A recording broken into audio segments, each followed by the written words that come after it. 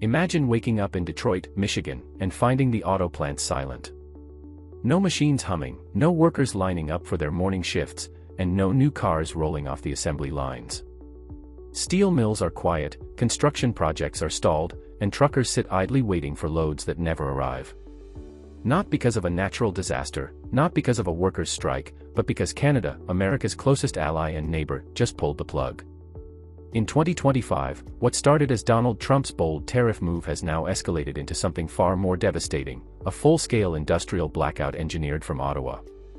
Before we dive into how this trade war exploded into an economic weapon of mass disruption, make sure you subscribe, hit that like button, and ring the notification bell so you don't miss the biggest breakdowns of global economics, politics, and the power struggles reshaping our world. Now, let's break this story down step by step. Trump's 35% tariff gamble. In early 2025, Donald Trump believed he was playing a winning hand. His administration announced a sweeping 35% tariff on Canadian imports, arguing it would protect American jobs and bring industries back to life. Tariffs had always been a Trump signature move, and this time, he wanted to flex against Canada, framing it as a test of American dominance in trade. On the surface, this sounded like a show of strength. To his supporters, it was proof that Trump was putting America first and making sure foreign competitors didn't eat into U.S. markets. But Trump overlooked a crucial fact: Canada wasn't just another country competing for a slice of the American market. Canada was, and still is, the backbone supplier of America's most important industries. Steel, aluminum, lumber, auto parts, crude oil, and even the rare minerals needed for electronics and defense, Canada provides them all. By hitting Canada with tariffs, Trump wasn't kneecapping a rival overseas. He was cutting off America's own supply chain. And that's where everything began to unravel. Carney's counterattack, silent but deadly. Prime Minister Mark Carney, a former central banker turned political leader, didn't shout or threaten in front of cameras. Instead, he played a quieter, more dangerous game. His government designed what experts now call the industrial blackout, a calculated plan to hit America where it hurt the most, without firing a single bullet. Canada began cutting off exports of steel and aluminum, two of the essential ingredients in American manufacturing. The move was surgical, not sloppy. Canada didn't stop all trade, it carefully restricted the most critical supplies that kept U.S. industries moving. Within weeks, the results were visible. Auto plants in Michigan, Ohio, and Indiana faced severe shortages. Construction companies scrambled as the cost of steel beams doubled. Even small businesses, from toolmakers to welders, suddenly found themselves trapped in a supply nightmare. Carney had found a way to weaponize trade. And America had no immediate answer. The collapse of U.S. auto plants. Detroit, once known as the Motor City, and the symbol of American industrial might, felt the blackout first and hardest. For decades, the big three automakers, General Motors, Ford, and Chrysler, had relied on Canadian steel and aluminum to keep their assembly lines running smoothly. The integration between the two economies was so deep that car parts often crossed the border 6 or 7 times before a vehicle was completed. But when Ottawa restricted exports, that integration became a liability. Ford plants reported shortages within 2 weeks. General Motors halted shifts.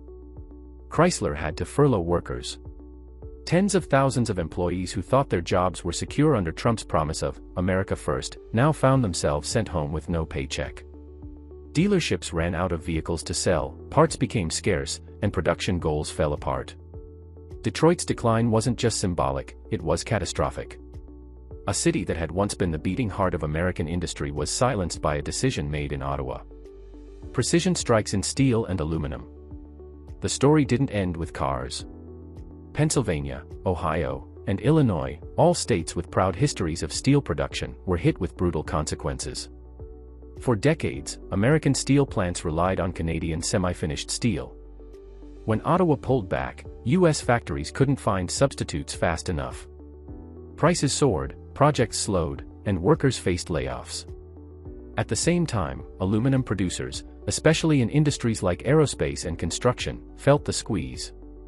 Planes couldn't be built on schedule, new housing projects stalled, and costs rippled through the economy. Trump had promised to protect these industries. Instead, his tariff gamble handed them their biggest crisis in decades. And while America stumbled, Canada was busy making deals elsewhere. Europe quickly signed agreements with Ottawa, guaranteeing supply for its own industries. Asian giants like Japan and South Korea jumped in too, locking in long-term contracts. The US, the very country that triggered the fight, was left scrambling with fewer options and higher costs. Washington scrambles, but too late. Inside Washington, panic set in. Lawmakers demanded emergency measures to fix the shortages, but there was no quick solution. The US had spent decades outsourcing key resources to Canada because it was cheaper and more efficient. Now that lifeline had been cut, and replacing it would take years, not weeks. Trump's advisors floated the idea of forcing American industries to onshore production of metals and minerals. But experts warned that setting up new mines, smelters, and factories was a long, expensive process. The reality was simple: the US couldn't just flip a switch and replace Canada. What Carney had unleashed wasn't just a short-term disruption. It was a long-term chokehold. Every day that passed, US industries lost billions, and every day Ottawa tightened its grip. Canada builds new global alliances. While Washington scrambled, Ottawa was playing offense. Canada turned the crisis into an opportunity to secure its place as a global trade leader. European nations, worried about supply security, signed multi-year deals with Canada. Germany and France, in particular, leaned heavily on Ottawa for steel and critical minerals. Asia, too, saw the writing on the wall. Japan, South Korea, and even India moved quickly to build stronger economic ties with Canada. The biggest win for Carney came in critical minerals: cobalt, nickel, and lithium. These resources are the backbone of electric vehicles, renewable energy, and modern electronics. By securing contracts with Europe and Asia, Canada placed itself at the center of the green economy of the future. Meanwhile, the US, which once prided itself on being the world's industrial leader, was left looking isolated and dependent. The irony was painful: in trying to protect American industry, Trump had made it weaker. Permanent US dependence. The most alarming part of this industrial blackout is not the immediate job losses or factory shutdowns. It's the long-term structural change it threatens to create.